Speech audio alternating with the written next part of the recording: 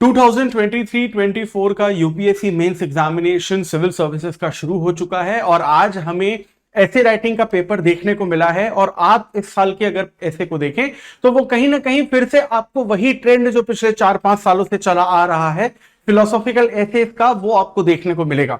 अगर आप 2016 से पहले के ऐसे के पेपर्स देखें यूपीएससी एग्जामिनेशन के, तो वो कहीं हद तक काफी ज्यादा फैक्चुअल होते थे, कंसेप्चुअल होते थे, या जीएस के पेपर के 1, 2 या 3 के जितने भी मॉड्यूल्स या सब्जेक्ट थे उनसे ज्यादा कनेक्टेड होते थे। 2016-17 के बाद हमें यूपीएससी में एक अलग तरीके का ट्रेंड देखने को मिला है, जहां पर यूपीएससी ने फिलोसॉफिकल एसेस जो हैं वो ज्यादा पूछने शुरू कर दिए हैं। और वही ट्रेंड इस साल भी फॉलो हुआ है। यूपीएससी ने फिर से इस बार ऐसे राइटिंग के 2 अलग अलग सेक्शंस में फिर से 4-4 ऐसे दिए। जैसा कि हमें पता है कि सिलेबस इसी तरीके से डिसाइड होता है कि ऐसे राइटिंग के सेक्शन 1 में आपको 4 ऐसे दिए रहते हैं, सेक्शन 2 में आपको 4 ऐसे दिए रहते हैं, और सेक्शन 1 के 4 में से एक ऑप्शन को आपको सेलेक्ट करके उस पर ऐसे लिखना होता है। And same goes with the section 2। यानी कि यहां पर आपको ऐसे राइटिंग में कुल मिलाकर 2 ऐसे लिखने होते हैं जो 1000 से लेके 1200 वर्ड्स के होते हैं, और वो दोनों ऐसे 125 मार्क्स ईच के होते हैं। और इसी सिलेबस और पैटर्न को फॉलो करते हुए यूपीएससी ने फिर से यहां पर आपका जो फिलोसॉफिकल एसेज हैं उसको दिए हैं। देखिए, ऐसे राइटिंग की सबसे खास बात यह है कि इसमें कोई लिमिटेशंस, कोई रेस्ट्रिक्शंस नहीं होती।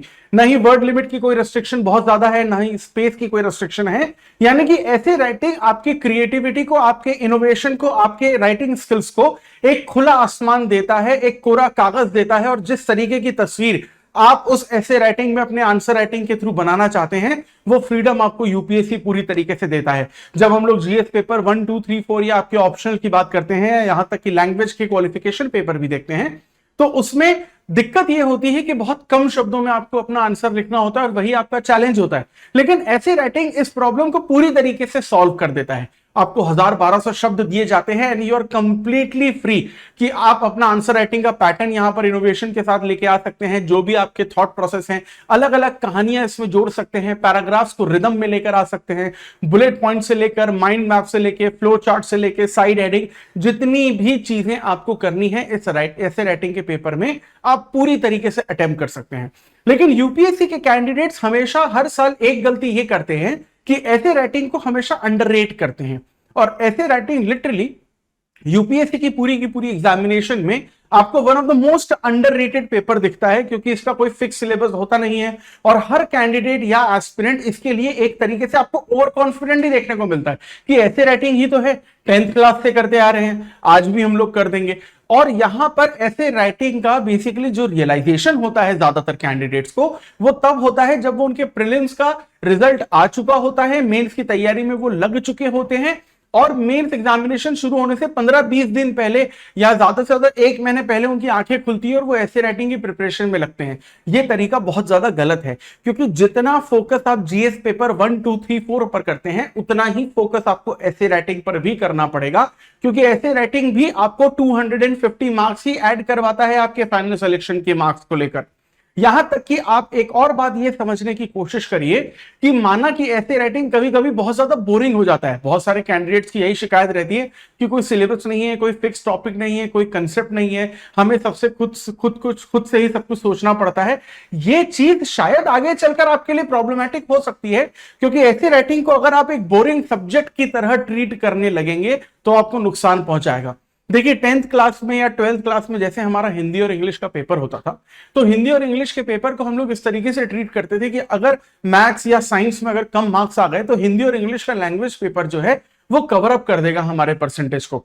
ऐसे राइटिंग आपकी मेंस एग्जामिनेशन में बिल्कुल वैसा ही होता है।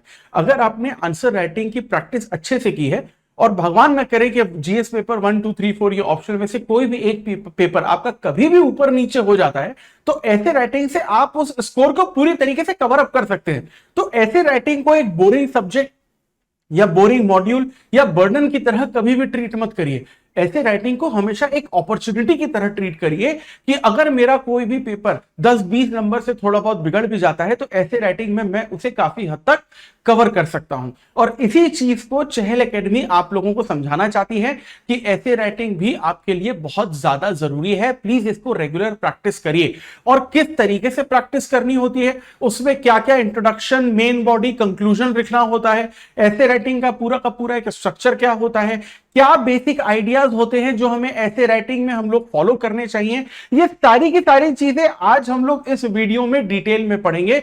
Welcome to Chahal academy, this is Anubhav Dipani. और आज हम लोग सारा का सारा आज का जो ऐसे राइटिंग का डिटेल डिस्कशन है आठों के आठों ऑप्शंस का, वो हम लोग करेंगे। And I will basically give you a task at the end of the day कि जिन ऐसे का यहां पर हम लोग बॉडी स्ट्रक्चर आपको समझा रहे हैं, कंसेप्ट समझा रहे हैं, इसमें से कोई भी दो ऐसे सेक्शन ए और सेक्शन बी में से आप एक लिखिए और चहल एकेडमी की ऑफिशियल जो ईमेल आईडी है उस पर आप अपना आंसर लिखकर फोटो खींच के पीडीएफ बना के आप सेंड करिए। चहल एकेडमी विल रिप्लाई और आपकी आंसर राइटिंग सुधारने की पूरी कोशिश की जाएगी। तो सबसे पहले चलते हैं आज के हम लोग सबसे पहले ऐसे पे। यहां पर आपको सारे के सारे जो ऐसे हैं आठों के आठों वो फिलोसॉफिकल ही देखने को मिलते हैं। इसमें अगर हम लोग पहला ऐसे देखें, that says forest precede civilisations and desert follow them. इसका मतलब ये बोला जा रहा है कि जब भी दुनिया के किसी भी देश में किसी भी जगह में जब सिविलाइजेशन आती है, मानवता आती है, लोग रहना शुरू करते हैं, हमारी सिविलाइजेशन हमारी संस्कृति आगे बढ़ती है, तो सिविलाइजेशन से पहले जंगल आते हैं, जंगल के बाद सिविलाइजेशन आती है। और सिविलाइजेशन के जो ह्यूमन होते हैं या मानव या हम ह्यूमंस होते हैं वो उस फॉरेस्ट को पूरी तरीके से तबाह कर देते हैं अपने डेवलपमेंट के नाम पर, और फिर हम लोग डिफॉरेस्टेशन बेसिकली करना शुरू कर देते हैं और उस फॉरेस्ट के रीजन को पूरी तरीके से डेजर्ट बना देते हैं। ये जो बेसिकली फिलोसॉफिकल टॉपिक है, ये सिर्फ टॉपिक नहीं है, ये एक ह्यूमन सिविलाइजेशन का बहुत बड़ा क्रिटिसिज्म भी है। एग्जांपल के तौर पे हम लोग कहते हैं ना मार्च और अप्रैल के हर साल महीनों में कि सेव वाटर सेव अर्थ, उसके लिए वाटर डे और अर्थ डे बनाते हैं और पोस्टर लेके खड़े हो जाते हैं कि सेव अर्थ नहीं, सेव ह्यूमंस, क्योंकि अर्थ पे ह्यूमन से पहले भी बहुत सारे स्पीशीज आए थे और at the end of the day जब उनका समय आया तो अर्थ ने अपने नेचुरल डिजास्टर से उन्हें खत्म कर दिया। अर्थ को तो कोई फर्क नहीं पड़ा, लेकिन वो स्पीशी खत्म हो गई और अर्थ ने अपने आप को रीजनरेट कर दिया। इसी तरीके से अगर ह्यूमंस भी अर्थ को नुकसान पहुंचाते रहेंगे डिफॉरेस्टेशन करके, डेजर्ट बढ़ा के, क्लाइमेट चेंज और ग्लोबल वार्मिंग से, तो एक वक्त ऐसा आएगा जब नेचर ह्यूमन स्पीशीज को खत्म कर देगी। अर्थ का कुछ नहीं बिगड़ने वाला, हमारी कम्युनिटी खत्म हो जाएगी। So it is not save earth, it is save humans.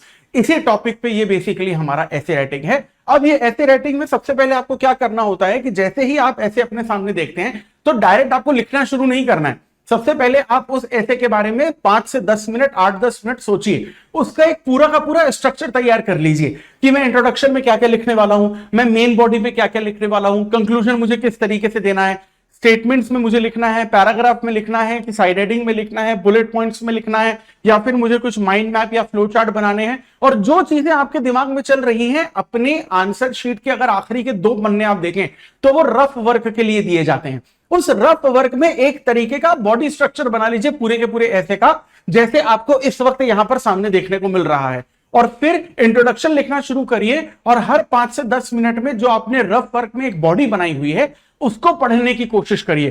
क्योंकि कई बार ऐसा होता है कि ऐसे राइटिंग में वर्ड्स हमारे 1000 to 1200 चले जाते हैं, तो हम लोग कभी कभी ऐसे लिखने के फ्लो में इतना ज्यादा आ जाते हैं कि डीरेल हो जाते हैं टॉपिक से, हमारी ट्रेन जो है वो पटरी से उतर जाती है, टॉपिक से हम लोग भटक जाते हैं। तो we have to stick to the topic. उसके लिए ये स्ट्रक्चर पिछले पन्ने पर हम लोग लिख सकते हैं रफ वर्क में, और कंटिन्यूसली फिर हम लोग क्या करते हैं कि उसका देखते रहते हैं कि हमने कौन कौन से पॉइंट्स लिखे, उस पॉइंट्स पे ही हम लोग बेसिकली अपना पूरा का पूरा डिटेल एक्सप्लेनेशन लेते हैं। तो this is basically a kind of a structure पहले आपके ऐसे के लिए। और आइए समझते हैं कि इस ऐसे को हम लोगों को किस तरीके से डील करना है।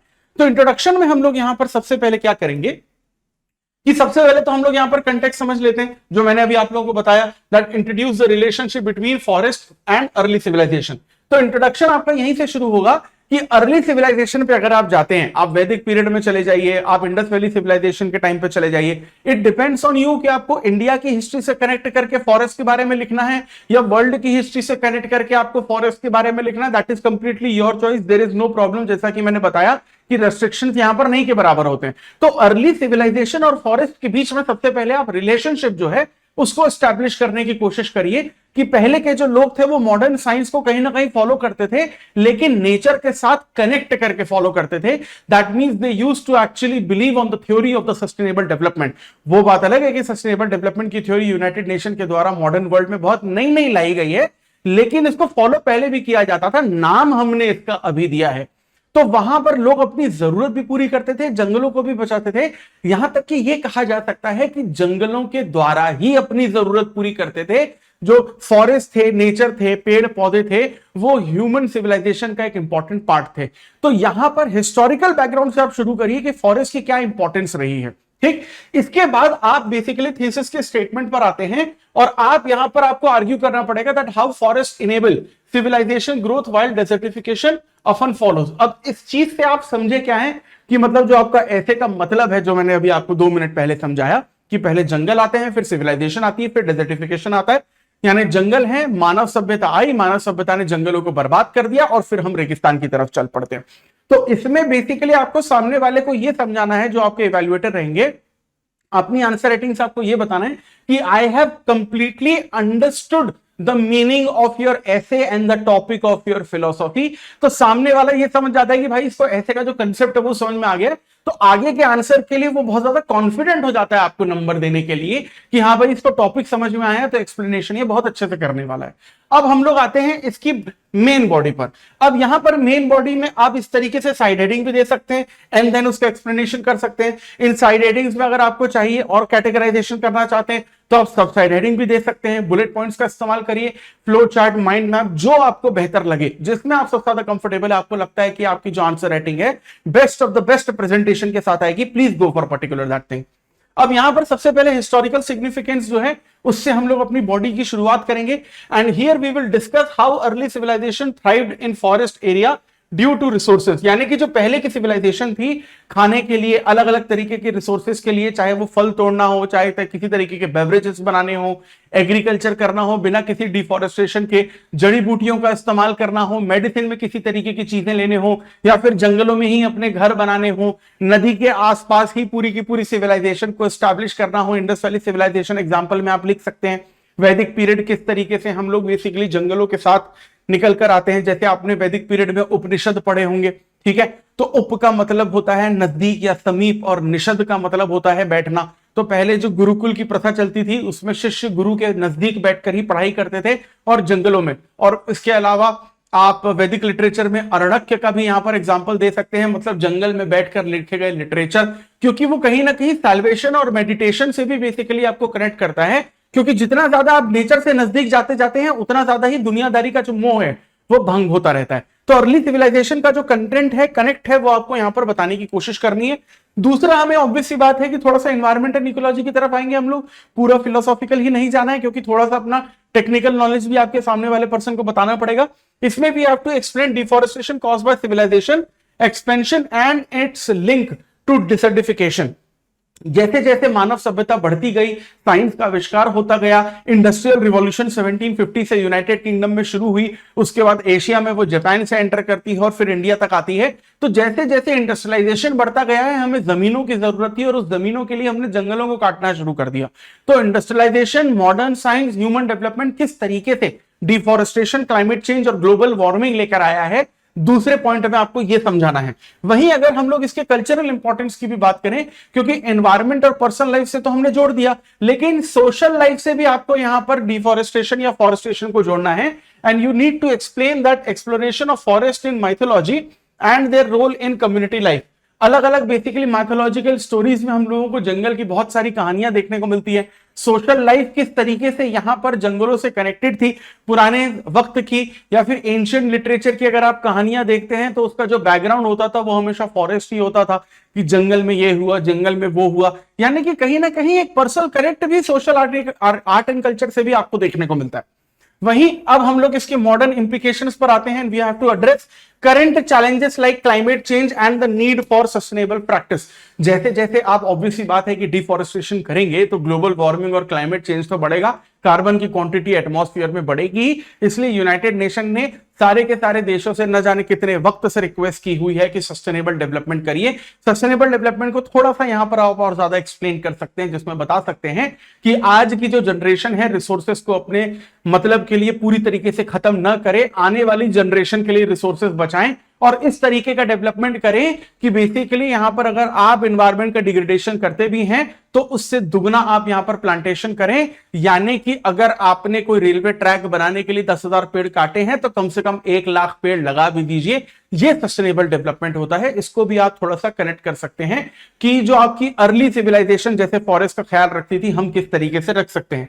फाइनली जब आप यहां पर कंक्लूजन पे आते हैं तो समरी में आप इस पॉइंट पर आ सकते हैं that to reinforce the connection between forest civilisation and desert. यानी कि आप यह समझने की कोशिश करिए कि जिस कंटेक्स्ट के साथ आपने इंट्रोडक्शन अपना शुरू किया था उसके अलग अलग पॉइंट्स बताए, आपने रिदम सेट करने की कोशिश की और इंट्रोडक्शन का जो कंसेप्ट है कुछ और मॉडिफिकेशन के साथ आप कंक्लूजन में दोबारा लेके आते हैं तो वो एक सर्कल की तरह दिखता है कि आपने सर्कल पूरा किया है, कि जहां से शुरुआत की थी वहीं पे आपका आंसर जो है खत्म हो रहा है। याद रखिएगा, कोई भी ऐसे हो उसका फिर कोई भी आंसर भी क्यों ना हो, काफी पॉजिटिव तरीके से आपको बेसिकली इसको खत्म करने की कोशिश करनी है। कॉल टू एक्शन भी आप यहां पर जोड़ सकते हैं कि कंजर्वेशन के जो एफर्ट्स हैं उसके बारे में बता सकते हैं, कुछ आप एग्जांपल दे सकते हैं। Right to protect the forest है, या फिर बेसिकली जो वाइल्ड लाइफ सेंचुरीज या नेशनल पार्क हैं, अलग अलग तरीके की बर्ड सेंचुरीज हैं, चाहे वो कंजर्वेटिव फॉरेस्ट हो, प्रोटेक्टेड फॉरेस्ट हो, ओपन फॉरेस्ट हो। थोड़ा बहुत आप टेक्नोलॉजिकल जो आपके सब्जेक्ट्स हैं उनके नॉलेज का इस्तेमाल करके पॉजिटिव नोट पे आपको ये बेसिकली ऐसे राइटिंग खत्म करने की कोशिश करनी है।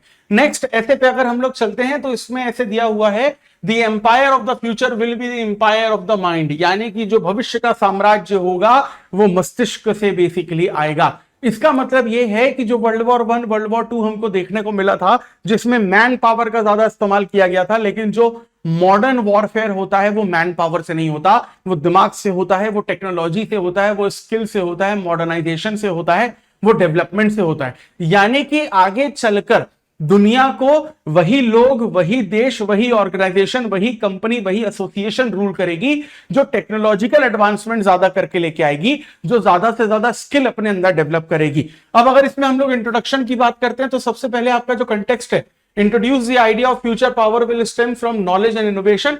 ये आपको बताना है कि इंट्रोडक्शन में that you have basically understood the topic कि इनोवेशन और नॉलेज जिस कंट्री के पास, जिस ऑर्गेनाइजेशन के पास सबसे ज्यादा होगी वही दुनिया को रूल करेगा। एग्जांपल के तौर पर आप चाइना भी ले सकते हैं, जापान भी ले सकते हैं, यूएसए भी ले सकते हैं, और चाहे तो मेरा फेवरेट एग्जांपल यहां पर आप इजराइल भी ले सकते हैं कि छोटा देश है, पॉपुलेशन कम है, लेकिन टेक्नोलॉजी और लोकेशन इतनी जबरदस्त है कि बेसिकली वहां पर कोई भी कंट्री डायरेक्ट पंगा लेने से उससे हमेशा डरती है। वहीं अगर हम लोग थीसिस की बात करें, argue that intellectual resource will shape our future societies. अब यहां पर जो इंटेलेक्चुअल रिसोर्सेस है वैसी ही हमारी सोसाइटी बनेगी। जैसे जैसे हमारी सोसाइटी आगे बढ़ती रही है, जो एक मैच्योरिटी है, जो सोशल डेवलपमेंट है, क्या सही क्या गलत की पहचान है, जैसे जैसे हमारे अंदर आई है, सोसाइटी को भी हम लोगों ने डेवलप किया है। पहले सती प्रथा होती थी, आज सती प्रथा नहीं होती। पहले बाल विवाह के लोग सपोर्ट में रहते थे, आज सपोर्ट में नहीं रहते। तो ये नॉलेज, इनोवेशन और क्रिटिकल थिंकिंग सोसाइटी को किस तरीके से बेहतर तरीके से डेवलप करती है, ये भी आपको अपने इंट्रोडक्शन में बताना है। जब आप मेन बॉडी की तरफ आते हैं तो यहां पर आपको बेसिकली इस चीज का ख्याल रखना है that you do not have to believe on the statement of power is power, no, knowledge is power. Power of power का जो स्टेटमेंट है वो बेसिकली वेब सीरीज में बहुत अच्छा लगता है। असल में नॉलेज इज ओनली पावर, क्योंकि नॉलेज से ही आप अपना सोसाइटी का, देश का, ऑर्गेनाइजेशन का और अपने आसपास के लोगों का डेवलपमेंट कर सकते हैं। ठीक, अब यहां पर आपको ये डिस्कस करना है that how future empires will rely on intellectual capital rather than physical resources. आप इसमें एग्जांपल दे सकते हैं टेक जायंट का। आप ये देखिए ना कि आज भी तो बेसिकली हमारा जो वर्ल्ड है उसको कौन रूल कर रहा है? एक तरीके से गूगल, माइक्रोसॉफ्ट, ब्लैक रॉक, इस तरीके की जो बड़ी बड़ी कंपनीज हैं, फेसबुक हो गई, इंस्टा हो गई, यही तो बेसिकली रूल कर रहे हैं, क्योंकि वो हमारे दिमाग को पढ़ते हैं, हमारा डेटा उनके पास है, यहां तक कि इन्फ्लुएंस भी कर देते हैं। तो अगर आप नॉलेज, इनोवेशन को आगे लेकर चलते हैं तभी आप आगे जा पाएंगे। इस एग्जांपल से आप इसको समझा सकते हैं। वहीं अगर हम लोग आगे बात करें तो रोल ऑफ टेक्नोलॉजी के बारे में आप बात कर सकते हैं, जिसमें हम बोलेंगे how and we have to basically analyse how digital advancement create opportunities for knowledge sharing and innovation. आज कोई देश डेवलप है या नहीं है, इस बात से नहीं देखा जाता कि उसके पास सिर्फ पैसा कितना है, इस बात से भी देखा जाता है कि साइंस में डेवलपमेंट बेसिकली कितना है। जो मिडिल ईस्ट कंट्रीज है बहुत पैसा है उनके पास, कुछ कंट्रीज के पास तो इंडिया से भी ज्यादा पैसा है, लेकिन वहीं अगर हम लोग स्पेस साइंस की बात करते हैं तो इंडिया बेसिकली बहुत ज्यादा आगे है। डिजिटल एडवांसमेंट या डिजिटल टेक्नोलॉजी इंडिया में आपको बहुत सारे देशों से आगे देखने को मिलती है। यहां तक कि साइबर सिक्योरिटी, साइबर प्रोटेक्शन जैसे मुद्दों में तो भारत अमेरिका से भी आगे है। जो साइबर सिक्योरिटी इंडेक्स में टॉप 10 में इंडिया आता है। अमेरिका की तो रैंक फिर भी ऊपर नीचे होती रहती है, लेकिन इंडिया पूरी तरीके से कंस्टेंटली टॉप 10 में रहता है। तो यहां पर सिर्फ जो फिजिकल रिसोर्सेस हैं आपके, कि मिनरल्स कितने हैं, पैसा कितना है, वगैरह वगैरह चीजें, ठीक है, that is also one of the parameter of like watching the development of different nation, but knowledge and innovation is basically the new resources which you need to have. ये चीज आपको यहां पर एक्सप्लेन करनी है। वहीं अगर हम लोग नेक्स्ट आते हैं एजुकेशन एंड ह्यूमन कैपिटल। देखो ह्यूमन कैपिटल और ह्यूमन बर्डन में ना बहुत सिंपल सा फर्क होता है। अगर आप इस देश के सिटीजन हैं या किसी भी देश के सिटीजन हैं लेकिन पढ़े लिखे हैं तो आप ह्यूमन कैपिटल हैं, आप पोटेंशियल कैपिटल है, क्योंकि देश के डेवलपमेंट में आप अपना सहयोग देंगे। लेकिन अगर पढ़े लिखे नहीं हैं, you are not educated, you are not literate, you do not have the common sense, you do not have the decision making ability, तो आप कभी भी ह्यूमन कैपिटल नहीं बन पाएंगे, आप ह्यूमन बर्डन ही बनेंगे। देश के लिए आप सोर्स नहीं बनेंगे, देश के लिए आप बोझ बनेंगे। इंडिया जैसी कंट्री के लिए बेस्ट एग्जांपल है ये, क्योंकि अगर इंडिया को विश्व गुरु फिर से बनना है तो सिंपल सी बात यह है कि जो 150 करोड़ लोग इस देश में रहते हैं, हर व्यक्ति पढ़ा लिखा होना चाहिए कि वो ज्यादा से ज्यादा टेक्नोलॉजिकल एडवांसमेंट को क्रिएट कर सके, उन्हें अडॉप्ट कर सके और हर चीज में अपना नॉलेज और इनोवेशन दिखाए। इसके बाद मेन बॉडी को आप बेसिकली आगे बढ़ा सकते हैं ग्लोबल कोलैबोरेशंस के नाम पर, जहां पर हमें यह बताना है that how to explore interconnectedness and foster collaborative knowledge creation। उन देशों में ही ज्यादातर दोस्ती होती है जो टेक्नोलॉजी के लेवल पे, नॉलेज के लेवल पे एक दूसरे के साथ आते हैं। India, Israel, USA, Russia, Brazil, south Africa, Japan, China, etcetera etcetera, ये वो कुछ कंट्रीज हैं जहां पर आपको टेक्नोलॉजिकल एडवांसमेंट ज्यादा देखने को मिलता है, और यही वो कंट्री है जो पूरी की पूरी दुनिया को चलाती हैं। वैसे तो कहने के लिए देश इस दुनिया में 200 से ज्यादा हैं, लेकिन 15-20 से ज्यादा देश नहीं है जो एक्चुअली में इंपॉर्टेंस रखते हैं। लेकिन वो क्यों इतनी इंपॉर्टेंस अपनी बना पाए? क्योंकि टेक्नोलॉजिकल इनोवेशन है, उनके पास नॉलेज है, and knowledge is basically the real power. और जहां पर टेक्नोलॉजिकल इनोवेशन और नॉलेज सबसे ज्यादा होगा, एक कंट्री दूसरी कंट्री के साथ कोलैबोरेट वहीं करेगी, क्योंकि दोस्ती जो है वो कहते हैं ना कि हैसियत वालों के साथ होनी चाहिए। तो अगर इंडिया जैसी टेक्नोलॉजिकल एडवांसमेंट जो है वो बेसिकली अगर आपके उन नेशंस के साथ करे जिनकी टेक्नोलॉजी कम है, तो इंडिया बस उनको असिस्ट करेगा और उनके रिसोर्सेस का इस्तेमाल करेगा, लेकिन वो रियल कोलैबोरेशन कभी नहीं कहलाता है। वहीं अगर हम लोग एथिकल कंसिडरेशन की बात करें, so we have to address issues of inequality in access to education and technology. ये एक बहुत बड़ा सही पॉइंट है कि यहां पर आप इस पर्टिकुलर स्टेटमेंट को क्रिटिसाइज कर सकते हैं कि सुनने में, पढ़ने में, देखने में थ्योरी बहुत अच्छी लगती है, लेकिन जब ग्रास रूट लेवल पर, जमीनी स्तर पर हम लोग बेसिकली इसको इंप्लीमेंट करने की बात करते हैं, तो article 21 clause A right to education जैसे फंडामेंटल राइट भारत में होते हुए भी हमें यहां पर इनइक्वालिटी देखने को मिलती है कि एजुकेशन की अपॉर्चुनिटी सबको बराबरी में नहीं मिलती, और जो टेक्नोलॉजी सीखने की जो अपॉर्चुनिटी है वो सभी को बराबरी में नहीं मिलती। इस चीज को हम लोग हटाएंगे, तभी ये जो फिलोसॉफिकल कंसेप्ट है भारत उसको पूरी तरीके से जस्टिफाई कर पाएगा। इसके अलावा अगर हम लोग कंक्लूजन पे आते हैं, तो समरी में we have to basically focus to reinforce that future power lies in the intellectual resources. Again आपका जो आपका इंट्रोडक्शन था उसको कहीं ना कहीं उस डिलेमा से आपको कनेक्ट करके अपनी समरी लिखनी है, फिर से आपको इंपॉर्टेंस बतानी है, एंड यहां पर एक और चीज बतानी है कि नॉलेज और ग्लोबल प्रोग्रेस जो है वो किस तरीके से साथ में चल सकते हैं और कैसे वो हमारे लिए इंपॉर्टेंट रहेगा वसुदैव कुटुंबकम के नाम पर, ना कि सिर्फ हमारा देश डेवलप हो लेकिन पूरी की पूरी दुनिया डेवलप हो। अब इसके बाद अगर हम लोग बेसिकली तीसरे आपके ऐसे पे पहुंचते हैं, तो यहां पर आपको एक ऐसे दिखता है, there is no path to happiness, happiness is the path, यानी कि खुशी का कोई रास्ता नहीं होता, खुशी का कोई मार्ग नहीं होता, प्रसन्नता या खुशी ही खुद में मार्ग होती है। इसमें यह कहने की कोशिश की जा रहे हैं कि बेसिकली कुछ लोग ऐसे होते हैं, शायद आप भी हो, कुछ हद तक मैं भी हूं, हमारे आसपास के लोग, जो बेसिकली कोई एक गोल निर्धारित कर लेते हैं, अपने लिए एक लक्ष्य डिसाइड कर लेते हैं और उस लक्ष्य को पाने पर ही उन्हें खुशी मिलेगी ऐसा मान लेते हैं। यह बिल्कुल गलत बात है। आपको अपनी जो खुशी या हैप्पीनेस है वो गोल में नहीं ढूंढनी है, आपको अपनी खुशी या आपकी हैप्पीनेस आपको अपनी जर्नी में ढूंढनी है। दो एग्जांपल्स इसको समझने की कोशिश करिए। हम सभी लोग ये मानकर बैठे हैं कि मैं खुश उस दिन होऊंगा, रियल हैप्पीनेस मेरे को उस दिन मिलेगी जिस दिन मैं आईएएस ऑफिसर बनूंगा, जिस दिन मैं यूपीएससी एग्जामिनेशन क्रैक करूंगा। वो जरूरी है, लेकिन आपकी ये जो जर्नी है वो ज्यादा जरूरी है। जब आपका सिलेक्शन हो जाएगा और आप सर्विसेज में बैठे रहेंगे तो आप उस मूवमेंट को याद नहीं करेंगे जिस मूवमेंट पे आपको अपना नाम और रोल नंबर आपको पीडीएफ में देखने को मिला था यूपीएससी की फाइनल लिस्ट में, बल्कि उन मूवमेंट्स को याद करेंगे जब बेसिकली आपने इतने साल संघर्ष किया था, स्ट्रगल किया था उस तैयारी के लिए। तो ये जो जर्नी चल रही है इस वक्त आपकी, जब आप ये वीडियो देख रहे हैं, अपनी एसे राइटिंग की प्रिपरेशन कर रहे हैं, ये देख कर आए हैं कि ऐसे का पेपर आपका कैसा गया है, या नेक्स्ट ईयर प्रीलिम्स और मेंस के लिए तैयारी कर रहे हैं, और इस वक्त जिस मूवमेंट में मैं आपसे बात कर रहा हूं, this is the movement of happiness, क्योंकि जर्नी ही हैप्पीनेस होती है। दूसरा एग्जांपल समझने की कोशिश करिए। मान लीजिए कोई एक पर्सन है, ठीक है, और वो बहुत एम्बिशियस है और वो बहुत अमीर बनना चाहता है, ठीक, सबसे ज्यादा अमीर बनना चाहता है, इतना ज्यादा अमीर बनना चाहता है कि बेसिकली इतना पैसा कमाना चाहता है कि पैसे की इज्जत उसकी नजरों में खत्म हो जाए, इस लेवल का एम्बिशन है।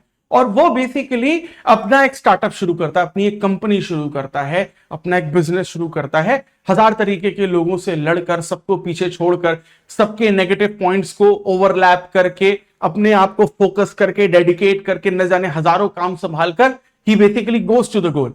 लेकिन अगर वो आदमी ये मानकर चलता है कि जिस दिन मेरी कंपनी खुलेगी, जिस दिन मैं अमीर बन जाऊंगा, करोड़पति बन जाऊंगा, जिस दिन मेरे सपने पूरे हो जाएंगे, उसी दिन खुशी मिलेगी, बिल्कुल मिलेगी। लेकिन उस जर्नी तक पहुंचने में जो सालों का वक्त लगा है, उस जर्नी के हर छोटे छोटे पल में भी खुशियां ढूंढनी पड़ेगी। That is the real meaning of the life and this is basically the real concept of this philosophical ऐसे। इंट्रोडक्शन में बेसिकली जो चीज मैंने अभी आपको समझाई, एग्जांपल्स के साथ आप इन्हीं चीजों को बेसिकली बता सकते हैं कि इसका जो फिलोसॉफिकल आइडिया क्या है हैप्पीनेस का, which I have just told you that happiness is there in the journey.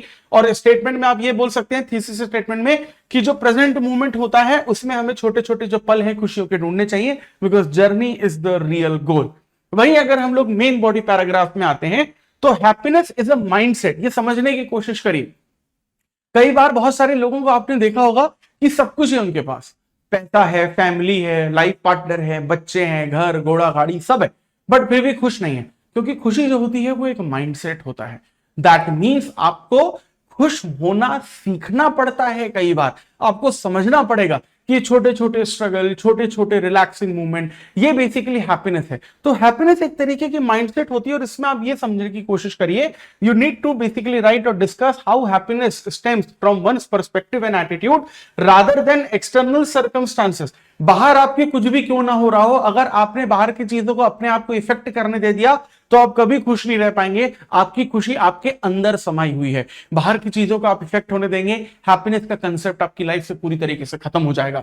वहीं वैल्यू ऑफ द जर्नी, जो हम लोगों ने इंट्रोडक्शन में भी बात की, कि जितनी इंपॉर्टेंट आपके लिए आपके गोल को अचीव करना है, उतना ही ज्यादा इंपॉर्टेंट आपके लिए आपकी जर्नी भी होती है, क्योंकि जर्नी जितनी ज्यादा आपकी लंबी होगी, सब्र का फल उतना ज्यादा ही मीठा होगा।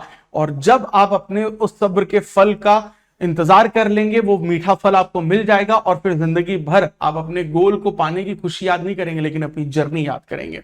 वहीं इंपैक्ट ऑफ ग्रेटिट्यूड के बारे में हम यहां पर लिख सकते हैं, जिसमें हम लिखेंगे, we need to explore how practicing gratitude can enhance one sense of happiness in everyday life. देखिए, जो चीज हमारे पास है ना, हम कभी भी उसकी रिस्पेक्ट नहीं करते। जो चीज हमारे पास नहीं है, हम लोग हमेशा उसी के पीछे भागते हैं, और अक्सर ऐसा होता है कि जो चीज जिसके पीछे हम भाग रहे हैं वो हमें मिल जाती है तो वो शायद उतनी वैल्यूएबल होती नहीं है। वो कहते हैं ना, बंद मुट्ठी लाख की, खुल गई तो खाक की। ये बस वैसी ही बात है। तो जो चीज आपके पास है उसको अप्रिशिएट करना शुरू करिए, वो ग्रेटिट्यूड अपने अंदर लेकर आइए, और वो आपकी लाइफ का रियल हैप्पीनेस मीनिंग बनेगा।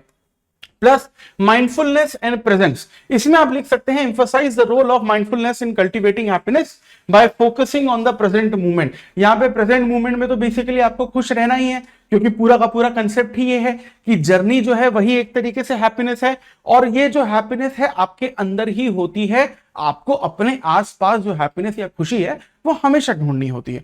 कंक्लूजन में आप देन समरी पे आते हैं। So we need to reinforce that happiness is found in the journey rather than in the final goal, जिसके बारे में हम लोग अभी तक बात करते आ रहे हैं। And encouragement, that means inspire readers to seek joy in their daily life. आपको इंकरेजमेंट ढूंढने पड़ेंगे, इंस्पायर ढूंढने पड़ेंगे, इंस्पिरेशन ढूंढने पड़ेंगे। बाहर रहकर आप तैयारी कर रहे हैं, कभी भी घर का खाना नहीं मिलता, लेकिन कोई ऐसा दोस्त बन जाता है जो उस लोकलाइट दिल्ली का होता है, और वो एक बार आपको घर लेके जाता है, और आप पता नहीं कितने महीनों बाद घर का अच्छा खाना खाते हैं। ये आपका एक हैप्पीनेस मोमेंट है। या फिर कई बार ऐसा होता है, छोटी छोटी चीजें, मेट्रो में जा रहे हैं धक्के खाकर, कभी ऐसा हो गया कि मेट्रो खाली मिल गई और 1 घंटे की जर्नी में आपको अच्छी सीट मिल गई, वो भी एक तरीके की खुशी है। आई होप इससे आप कनेक्ट कर पा रहे होंगे। और ये जो बेसिकली जर्नी है, ये कहीं ना कहीं बेसिकली आपको एक हैप्पीनेस प्रोवाइड करती है, जिसकी आपको हैबिट डालनी पड़ती है। माइंडफुलनेस का गेम है। चलिए नेक्स्ट ऐसे पे हम लोग पहुंचते हैं। फोर्थ आपका टॉपिक यहां पर दिया गया था, the daughters is a true man of the science, यानी कि असली वैज्ञानिक वही होता है जो प्रश्न बार बार पूछता है। इसका मतलब यह है कि भाई हम लोग हजारों सालों से कोई ना कोई प्रथा, ट्रेडिशन, कस्टम उसको फॉलो करते हुए आ रहे हैं। कई लोग ऐसे हैं कि सवाल नहीं पूछते कस्टम पर, ट्रेडिशन पर या किसी भी चीज पर, वो कभी भी कोई नया इनोवेशन नहीं लेकर आ सकते। साइंस के लिए योगदान सिर्फ वही दे सकता है, साइंटिस्ट सिर्फ वही बन सकता है, साइंटिफिक मैनर सिर्फ वही डेवलप कर सकता है जो हर चीज पर सवाल पूछता है कि ऐसा क्यों किया जा रहा है, क्या ऐसा करना जरूरी है, अगर हम ये नहीं करेंगे तो क्या होगा, कर लेंगे तो क्या होगा, वगैरह वगैरह चीजें। तो जो बेसिकली अपने अंदर डाउट लेके आएगा वही किसी नई चीज को लेकर आएगा, यानी कि जो एक्साइटमेंट होती है चीजों को जानने की, वो अपने अंदर जो डेवलप करेगा, that is basically going to be the real father of innovation, technology, knowledge and discoveries. ये बेसिकली इसका कंसेप्ट है। इंट्रोडक्शन में अगर हम लोग कंटेक्स्ट की बात करते हैं तो we need to understand that we need to introduce the concept of doubt as fundamental aspect of the scientific inquiry, जिसके बारे में मैंने अभी आप लोगों को बताया कि डाउट जो होता है वो साइंटिफिक डेवलपमेंट की मेन फोकस एरिया होती है। सवाल आप पूछते रहिए, इनोवेशन आपके ऑटोमेटिकली होते जाएंगे, क्योंकि सवाल पूछने पर आपको जवाब मिला तो ठीक, नहीं मिला तो आप जवाब ढूंढने चले जाएंगे और एक नई इनोवेशन कर ही लेंगे, इन्वेंशन। अब थीसिस स्टेटमेंट पे आते हैं। तो argue that skepticism device scientific progress and understanding, यानी कि यहां पर जो साइंस का प्रोग्रेस है, जो अंडरस्टैंडिंग है, वो बेसिकली अगेन आपके प्रश्न पूछने से ही रिलेटेड होती है। पूरा का पूरा जो आपको समरी लिखना है ऐसे में, वो कहीं ना कहीं इसी चीज से आपको कनेक्ट करके लिखना है कि daughter is the real father of science, इसी तरीके से। अब मेन बॉडी पे अगर हम लोग आते हैं तो जो साइंटिफिक मेथड है उसके बारे में बात कर सकते हैं। Discuss how doubt encourages questioning existing theories and promotes deeper investigation. आप लोगों ने देखा होगा कि छोटे छोटे बच्चे 3, 4, 5, 6 साल के जो नई नई चीजों के बारे में समझ रहे होते हैं, हर चीज के बारे में सवाल पूछ रहे होते हैं। पूजा करना है भगवान की तो क्यों करना है, खाना हाथ धो के क्यों खाना है, ये वो कैसे करना है, ऐसे क्यों करना है। कई बार ऐसा होता है कि उन बच्चों को चुप करा दिया जाता है क्योंकि उनके पेरेंट्स जो है वो बहुत ज्यादा इरिटेट हो जाते हैं। You do not have to do that, क्योंकि बच्चे अगर सवाल पूछ रहे हैं मतलब उनके अंदर क्यूरियोसिटी जो है वो बहुत ज्यादा डेवलप हो रही है। उन क्यूरियोसिटी को बिल्कुल भी मत रोकिए। और ये क्यूरियोसिटी चाहे बच्चा हो चाहे एक 60 साल का बुजुर्ग हो, ये क्यूरियोसिटी हर इंसान के अंदर होनी चाहिए, क्योंकि यही बेसिकली साइंस का एक फोकस है, एक एपिसेंटर है। इस चीज को आपको यहां पर एक्सप्लेन करना है। क्रिटिकल थिंकिंग के बारे में आप यहां पर बात कर सकते हैं। You can basically highlight the importance of critical analysis in the scientific process and how it leads to breakthroughs. जब तक आप चीजों को क्रिटिसाइज करना शुरू नहीं करेंगे, उनके पीछे का कारण नहीं जानेंगे, किसी भी तरीके का जो इन्वेंशन है वो आपको कभी समझ में नहीं आएगा। नेक्स्ट अगर चलें, हिस्टोरिकल एग्जांपल्स बेसिकली आप लोग यहां पर दे सकते हैं। गैलीलियो का एग्जांपल दे सकते हैं, ग्रेविटेशन के बेसिकली जो जनक है उनके बारे में आप बता सकते हैं। आप न्यूटन के लॉस के बारे में बता सकते हैं। रामानुजन के बेसिकली जो मैथमेटिकल इन्वेंशन रहे उनके बारे में आप बता सकते हैं, या फिर जो आपके बेसिकली फेवरेट साइंटिस्ट रहे हैं, you can also discuss about them. और उनकी बायोग्राफी, ऑटोबायोग्राफी या थोड़ी बहुत कहानी अगर आपको पता है, वो कहानी आप इस एक्सप्लेनेशन में जोड़ सकते हैं। क्योंकि कोई भी साइंटिस्ट क्यों ना हो दुनिया का, वो हमेशा क्यूरियस होता है किसी न किसी चीज के लिए लेकर, और सवाल पूछता ही रहता है। तो उनकी जो सवाल पूछने की प्रवृत्ति रही है, डाउट करने की प्रवृत्ति रही है, क्यूरियोसिटी की जो बेसिकली हैबिट रही है, उसके एग्जांपल से आप इस फिलोसॉफिकल ऐसे को पूरी तरीके से जस्टिफाई कर सकते हैं। डाउट एंड इनोवेशन को यहां पर आप कनेक्ट करिए कि आपको सिर्फ यहां पर अज्यूम नहीं कर लेना है कि ऐसा ही होता होगा, हर चीज पर सवाल करना है। वहीं अगर हम लोग कंक्लूजन पर पहुंचते हैं तो देन आपको ये इस बात पे पूरी तरीके से स्टेटमेंट, एक बहुत सॉलिड स्टेटमेंट बनाना है कि साइंटिफिक ग्रोथ और अंडरस्टैंडिंग जो है वो सिर्फ और सिर्फ डाउट पर ही पूरी तरीके से निर्भर करती है, और आपका नॉलेज उतना ज्यादा बढ़ता जाता है जितना ज्यादा आप सवाल पूछते हैं अपने आसपास की चीजों को लेकर। वहीं अगर हम लोग फिफ्थ टॉपिक पे आते हैं तो इसमें पूछा गया है, social media is triggering fear of missing out amongst the youth and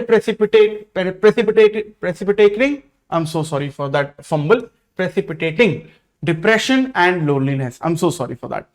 तो यहां पर बेसिकली ऐसे राइटिंग में यह बोला गया है कि जो यूथ है वो बहुत ज्यादा सोशल मीडिया की तरफ बढ़ रहा है, यानी कि फेसबुक, इंस्टाग्राम, ट्विटर, एक्स जिसे हम लोग कहते हैं, और दूसरी दूसरी सोशल मीडिया नेटवर्क।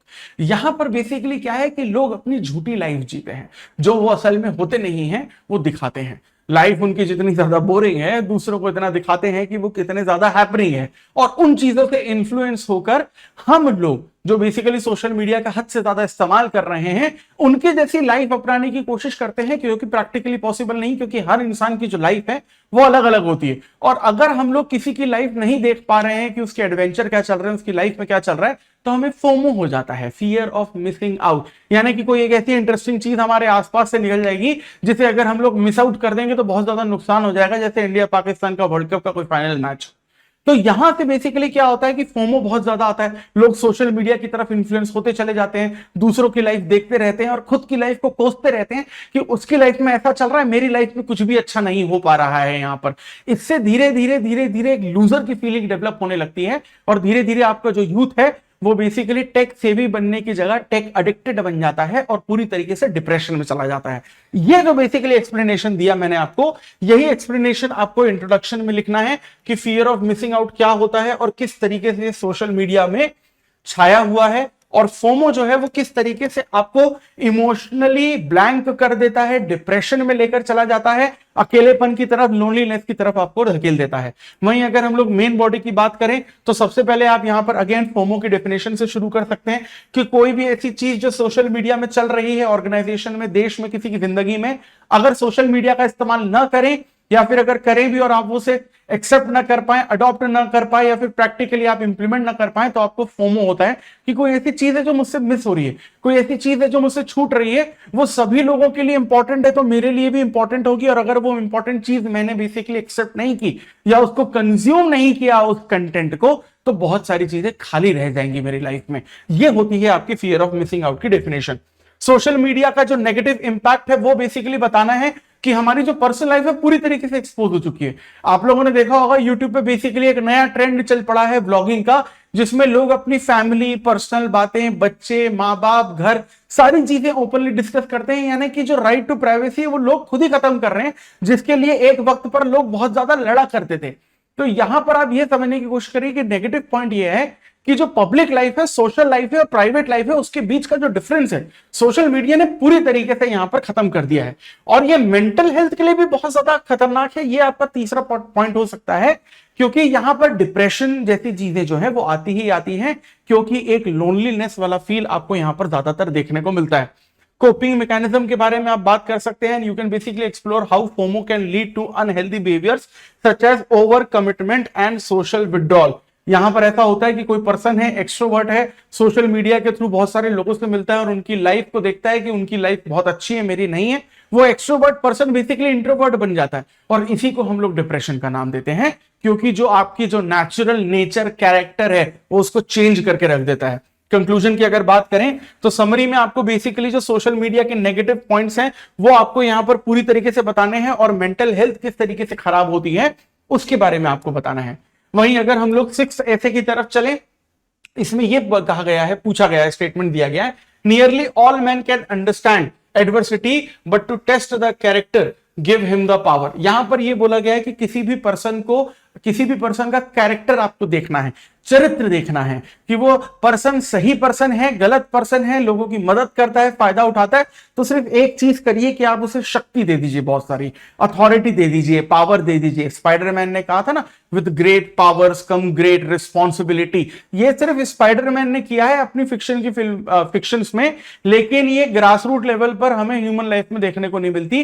क्योंकि जब कोई बंदा बहुत स्ट्रगल या हसल फेस में होता है ना, तब तो वो हमारे सामने बहुत हम्बल होता है, लेकिन जैसे ही वो बेसिकली उसके पास पावर हो जाती है तो वो वही बदतमीजी करने लगता है लोगों के साथ, जिस तरीके की बदतमीजी उस पर्सन के साथ हुई थी जो उसके ऊपर बैठे व्यक्तियों ने उसके साथ की थी। तो अगर आपको किसी का कैरेक्टर जज करना है और वो अगर आपको देखना है कि वो अपना बिहेवियर कितनी जल्दी बदल देता है, तो आप उसको पावर दे दीजिए, उसका रियल कैरेक्टर आपको समझ में आ जाएगा। हम लोग कहते हैं ना कि असली तमीज, असली शिक्षा वही होती है, वही पर्सन के पास होती है जो अपने से नीचे स्तर के या नीचे काम कर रहे हैं या कम सोर्सेस के लोगों के साथ तमीज से बात करता है।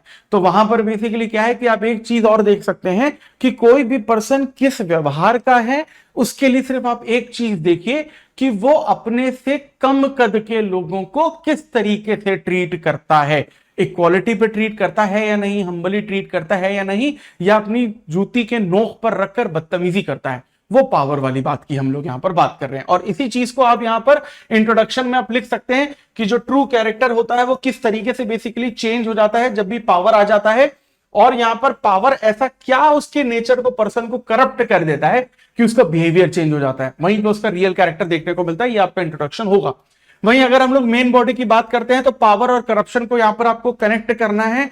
जैसे हम लोग बोलते हैं ना, every corrupted person had a beggar past, उसी तरीके से every powerful man is also like most of the time is kind of a corrupted person. जब आपके पास पावर आ जाती है ना तो आप करप्ट हो ही जाते हैं। मैं सिर्फ फाइनेंशियल करप्शन की बात नहीं कर रहा हूं, मैं यहां पर बिहेवियरल करप्शन की बात कर रहा हूं, क्योंकि पावर और पैसा लोगों का जो बिहेवियर है वो पूरी तरीके से चेंज कर देता है। And then you basically say that kind of sentence की नई नई दौलत है इसके पास, तो इसे पता नहीं है कि रईस जो है वो किस तरीके से बिहेव करते हैं। ये बिल्कुल वैसी ही बात है। अब यहां पर हम लोग रिस्पॉन्सिबिलिटी और एथिकल डिलेमा जो है वो यहां पर ले सकते हैं। आप चाहें तो यहां पर स्पाइडरमैन का जो डायलॉग है वो बिल्कुल अपने ऐसे राइटिंग में लिख सकते हैं। It's a beautiful and wonderful statement that with great power comes great responsibility. आपके पास जब पावर आती है तो सिर्फ पावर और अथॉरिटी नहीं आती, आपके पास एथिकल डिलेमा और एथिक्स भी आता है। वो बहुत ज्यादा जरूरी है। ठीक, तो यहां पर जैसे जैसे आपके पास पावर आती है, इंडिविजुअल को हम लोग टेस्ट कर सकते हैं कि उसके एथिकल और मॉरल चॉइस क्या है, और उसका कैरेक्टर जो है हमारे सामने बेसिकली आ जाता है। कॉन्ट्रास्ट विद एडवर्सिटी के बारे में आप यहां पर एक्सप्लेन कर सकते हैं that you can actually explain how adversity builds resilience but does not fully reveal character like power does. अब यहां पर जो नॉर्मल एक नेचर होता है, हैबिट होता है, उससे आपको समझ में आ जाता है पूरी तरीके से कि आदमी मोटा मोटा किस तरीके का है। लेकिन पावर जो उस आदमी के बारे में रिवील करती है ना, एडवर्सिटी उसके बारे में रिवील नहीं कर सकती। इंटीग्रिटी के यहां पर आपको बेसिकली एग्जांपल्स देने पड़ेंगे। यहां पर आपको उन लीडर्स के बारे में बताना पड़ेगा जो टॉप पर पहुंचे लेकिन फिर भी अपनी humbleness, moral, ethics, values, integrity कभी नहीं भूले। आप यहां पर नेल्सन मंडेला का एग्जांपल ले सकते हैं, आप चाहें तो यहां पर अब्दुल कलाम का एग्जाम्पल ले सकते हैं, आप चाहें तो यहां पर स्वामी विवेकानंद का एग्जाम्पल ले सकते हैं। ढेरों एग्जाम्पल है, ना कि सिर्फ इस देश के पर इस दुनिया के भी। अब्राहम लिंकन का आप एग्जाम्पल यहां पर ले सकते हैं। जितने भी एग्जाम्पल्स आप चाहें उतने ले सकते हैं कि कुछ लोग ऐसे रहे हैं जिन्होंने एग्जाम्पल सेट किया है, जो टॉप पर पहुंचे लेकिन फिर भी अपनी जो एथिक्स या मॉरल रिस्पॉन्सिबिलिटी है उसको कभी नहीं भूले। कंक्लूजन में देन फिर आपको यह बताना है कि पावर से कैरेक्टर का तो ट्रस्ट होता ही है, कहीं ना कहीं इंट्रोडक्शन से आपको कनेक्ट करना है, उस साइकिल को पूरा करना है। और कि ये जो बेसिकली एक और चीज आप यहां पर लिख सकते हैं कि जो पर्सन पावरफुल होने के बाद अपना नेचर, अपना बिहेवियर और एथिक्स चेंज कर देता है, वो एक्चुअली में कोई मजबूत आदमी नहीं, वो एक कमजोर शख्सियत की निशानी होती है। चलिए अब अगर हम लोग यहां पर अगले 7th नंबर का जो आपका ऐसे है उसकी तरफ चलते हैं। All ideas having large consequences are always simple. यहां पर यह बोला गया है कि जो बहुत बड़े इनोवेटिव आइडियाज होते हैं ना, कई बार वो बहुत छोटे रिजल्ट देते हैं, लेकिन जो simplest of the simplest idea होते हैं ना, कई बार वो basically best of the best आपको रिजल्ट देने की कोशिश करते हैं। यानी आइडियाज में सिंप्लिसिटी होनी चाहिए, इसके बारे में यहां पर फिलोसॉफिकली बात की जा रही है। इंट्रोडक्शन में आप यहां पर ये लिख सकते हैं that the notion that impactful ideas often stem for simplicity। दुनिया के जो सबसे बड़े इनोवेशन हुए हैं, बड़ा सिंपल आइडिया था, सिंपल क्वेश्चन था। पेड़ है, उस पर सेब लटका हुआ है, सेब गिरा, ये सेब नीचे ही क्यों गिरा? ये बेसिकली ऊपर भी तो जा सकता था या हवा में झूल भी तो सकता था, gravitation. Very simple idea, very simple question, very basic confusion. Idea जितना सिंपल, धंधा उतना बड़ा। It is as simple as that. यहां पर आप थीसिस स्टेटमेंट में अगर आप देखते हैं तो यहां पर आप सिंप्लिसिटी ऑफ आइडियाज के बारे में ज्यादा से ज्यादा पॉजिटिव चीज लिख सकते हैं। एग्जांपल के तौर पर आप अलग अलग फील्ड्स बता सकते हैं, जैसे मैंने यहां पर ग्रेविटेशन का बताया। You can basically go for any other example. Startups के बारे में बता दीजिए, कोई साइंटिफिक इनोवेशन के बारे में बता दीजिए। कोई पॉलिटिकल पार्टी है, वो बड़ा सिंपल सा आइडिया लेकर आई थी और वो बहुत बड़ी पॉलिटिकल पार्टी बन गई। दिल्ली की जो आम आदमी पार्टी बड़ा सिंपल सा आइडिया लेकर आई थी कि सर बिजली और पानी मुफ्त कर देंगे, 50% कर देंगे। इलेक्शन जीत गया, 15 साल से चीफ मिनिस्टर बन के बैठे हैं। अभी तो हाल ही में फिलहाल वैसे उन्होंने रिजाइन कर दिया, बट इस तरीके की चीजें आप बेसिकली यहां पर ले सकते हैं। ठीक, नेक्स्ट, अब हम लोग यहां पर अपनी मेन बॉडी की तरफ चलें तो सबसे पहले आप हिस्टोरिकल एग्जांपल्स जो हैं वो दे सकते हैं जितने आप चाहें। यहां पर आप न्यूटन का जो लॉ है उसके बारे में बात करिए, या फिर डार्विन ने जो बोला था सर्वाइवल ऑफ द फिटेस्ट, या फिर स्पीशीज की जो हायरार्की थी, या फिर जो इकोलॉजिकल सक्सेशन था जहां पर बेसिकली प्राइमरी स्पीशीज से लेकर जो क्लाइमेक्स स्पीशीज तक की बात की गई थी कि कोई भी स्पीशी जब पहली बार अर्थ पे एग्जिस्ट करता है, पैदा होता है, एग्जिस्टेंस आता है, तो डेवलप्ड नहीं होता, धीरे धीरे धीरे धीरे जनरेशन करते हुए प्राइमरी स्पीशीज से क्लाइमेक्स स्पीशीज तक पहुंचता है। Very simple idea but mind blowing scientific theory. ठीक, नेक्स्ट हम लोग आते हैं सिंप्लिसिटी इन इनोवेशन। अगेन आपको यहां पर बोलना है कि जितने भी टेक्नोलॉजिकल एडवांसमेंट आपको देखने को मिलते हैं, जैसे आप इंटरनेट देख लीजिए, ये बहुत बेसिक स्ट्रक्चर टाइप की चीज है। आप मेरी बात समझ रहे हैं? बहुत बेसिक स्ट्रक्चर है कि बहुत सिंपल आइडिया है, बेसिक आइडिया है कि भाई बाइनरी नंबर के साथ खेलना है, 1001 1001 इंटरनेट। और आज देखिए कि वो कहां तक पहुंच चुका है कि आर्टिफिशियल इंटेलिजेंस ह्यूमन कैपेसिटी को पीछे छोड़ने की कोशिश कर रहा है। It is all about the simple idea. वहीं क्लैरिटी और कम्युनिकेशन की बात करें तो यहां पर आपको यह कहना है कि जो सिंपल आइडियाज होते हैं वो जितनी आसान भाषा में समझ में आते हैं लोगों को और जितने आसानी से वो इंप्लीमेंट किए जा सकते हैं, कॉम्प्लिकेटेड आइडियाज उस तरीके से कभी काम नहीं करते। क्योंकि जो आइडिया सिंपल होंगे, सिंपल तरीके से समझाए जाएंगे, आसान तरीके से समझ में आएंगे, आसान तरीके से लागू किए जाएंगे, उनका जो रिजल्ट रहेगा वो सिंपल और ऑर्डिनरी नहीं रहता, उनका रिजल्ट हमेशा एक्स्ट्रा ऑर्डिनरी आपको देखने को मिलता है। वही अगर हम लोग कॉम्प्लेक्सिटी की यहां पर बात करते हैं तो जो कॉम्प्लेक्स आइडियाज होते हैं, जो कॉम्प्लिकेटेड आइडियाज होते हैं, वो कंफ्यूजन जो है वो बहुत ज्यादा प्रोग्रेस डेवलप कर देते हैं, कंफ्यूजन क्रिएट कर देते हैं, प्रोग्रेस में आपको बहुत ज्यादा हिंड्रेंस देखने को मिलती है। वहीं अगर आप कंक्लूजन पे पहुंचे तो कंक्लूजन में आप बेसिकली ये बता सकते हैं कि जो आपके इंपैक्टफुल आइडियाज हैं वो किस तरीके से दुनिया को यहां पर बदलते हैं, और सबसे पावरफुल चीजें सिंपल आइडिया से ही शुरू होती हैं। फाइनली अगर हम लोग यहां पर आज के आखिरी ऐसे की तरफ पहुंचे, the cost of being wrong is less than the cost of doing nothing. यहां पर बेसिकली जो रिस्क टेकिंग कैपेबिलिटीज होती है उसके बारे में बात किया जा रहा है कि अगर आपने यहां पर रिस्क लिया, कोई काम करने की शुरुआत करने की कोशिश की, और अगर आप उसमें फेल हो गए और नुकसान हो गए, ये एक सिक्के का पहलू है। और दूसरा अगर पहलू हम लोग जाते हैं कि आपने कुछ नहीं किया, तो लोग ये जो कुछ नहीं किया है उसको ज्यादा प्रेफर करते हैं कि कम से कम नुकसान नहीं कराया तो फायदा नहीं कराया तो नुकसान भी तो नहीं कराया, कम से कम न्यूट्रल तो है। तो ये रिस्क टेकिंग कैपेसिटी के बारे में यहां पर बात की जा रही है, that people actually are scared of taking risk in their life, कि भाई फायदा ना हो चलेगा, नुकसान नहीं होना चाहिए, यानी कि बेसिकली न्यूट्रलाइज अगर है हमारी life, there is no problem with this. आप में से कई लोग इसके फेवर में भी हो सकते हैं, कई लोग इसके अगेंस्ट में भी हो सकते हैं, it depends on the personal point of view, और वैसे ही आपकी ऐसे की कहानी आगे बढ़ सकती है। Personally I am completely against it, क्योंकि जब तक आप रिस्क नहीं लेंगे आप लाइफ में कभी आगे नहीं बढ़ेंगे। खैर, अगर हम लोग इसके इंट्रोडक्शन की बात करें तो इंट्रोडक्शन में you need to basically understand the concept and inaction often leads to missed opportunity और ग्रेट कंसिक्वेंसेस। जब भी आप रिस्क लेते हैं तो हमेशा आपको दोनों साइड की चीजें देखने को पड़ती है कि या तो आपका रिजल्ट बहुत ज्यादा पॉजिटिव होगा या तो आप अपनी लाइफ में ब्लंडर कर देंगे। अब आपको वो चूज करना है, क्योंकि ज्यादातर हम लोग जो सोशल लेवल पे चीजें देखते हैं तो लोग न्यूट्रल रहना पसंद करते हैं, रिस्क ना लेना ज्यादा पसंद करते हैं, in comparison of the fact कि कोई हम लोग को बड़ा नुकसान ना हो जाए। और यहां पर आपको जो रिस्क लेने का जो हैबिट है उसका आप आर्ग्यू यहां पर कर सकते हैं, ठीक है, क्योंकि यहां पर बोला ही गया है स्टेटमेंट के तौर पर, तो आप बेसिकली रिस्क न लेने के फेवर में भी बातें कर सकते हैं। You need to basically argue about the taking the risk even if they lead to mistakes preferable to remaining inactive, यानी न्यूट्रल रहने वाली बात आप यहां पर दोबारा कर सकते हैं।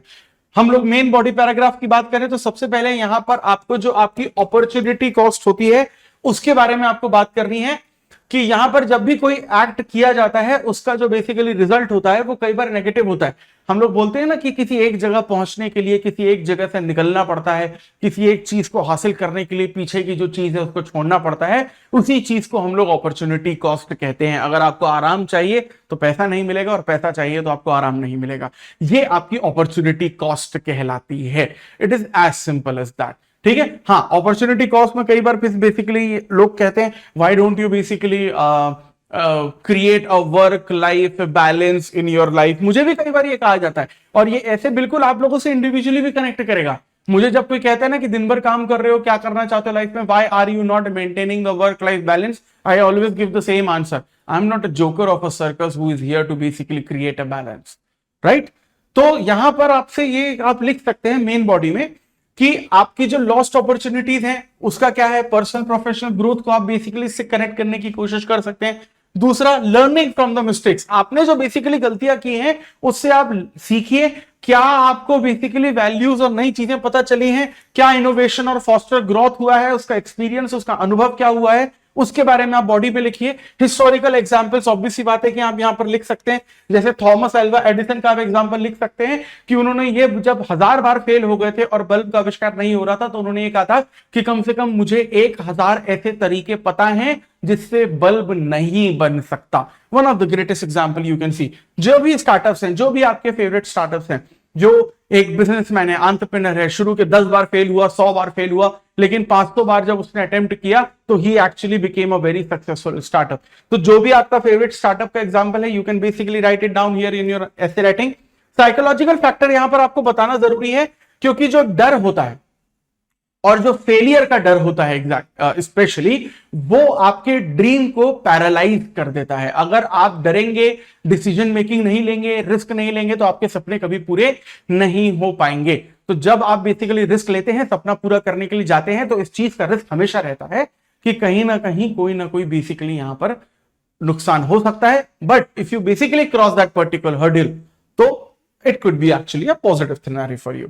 वहीं अगर कंक्लूजन पे आए हम लोग, तो समरी में you can basically repeat the same thing in a bit different and positive modification that reinforce that taking action even if imperfect is crucial for progress and growth. यानी कि यहां पर आपको यह लिखना है कि ग्रोथ के लिए अगर रिस्क भी लेना पड़े और रिस्क में बहुत ज्यादा ब्लंडर होने के चांसेस भी हो, फिर भी you must take the risk. So this was basically the analysis and detailed discussion of essay writing of UPSC Mains Examination 2023-24। उम्मीद है कि आप लोगों को यहां पर बेसिकली जो 2024 का हम लोगों ने पूरा का पूरा आपका essay writing का डिस्कशन किया है। I'm so sorry I said 2023-24, it's 24। तो यहां पर बेसिकली जो 2024 का जो डिस्कशन है, उम्मीद है कि आप लोगों को समझ में आया होगा। और आप लोगों को, जिन्होंने भी आप में से एसे राइटिंग का इस साल का पेपर दिया हो, उनका पेपर बहुत ज्यादा अच्छा गया हो, all the very best to all of you. आगे के भी जो पेपर्स हैं वो अच्छे से दीजिएगा, इंटरव्यू अच्छे से दीजिएगा। और जो लोग अगले साल प्रीलिम्स या फिर अपना कोई भी अटेम्प्ट यहां पर दे रहे हो, ये एसे राइटिंग का वीडियो आई होप आपकी बहुत ज्यादा मदद करेगा।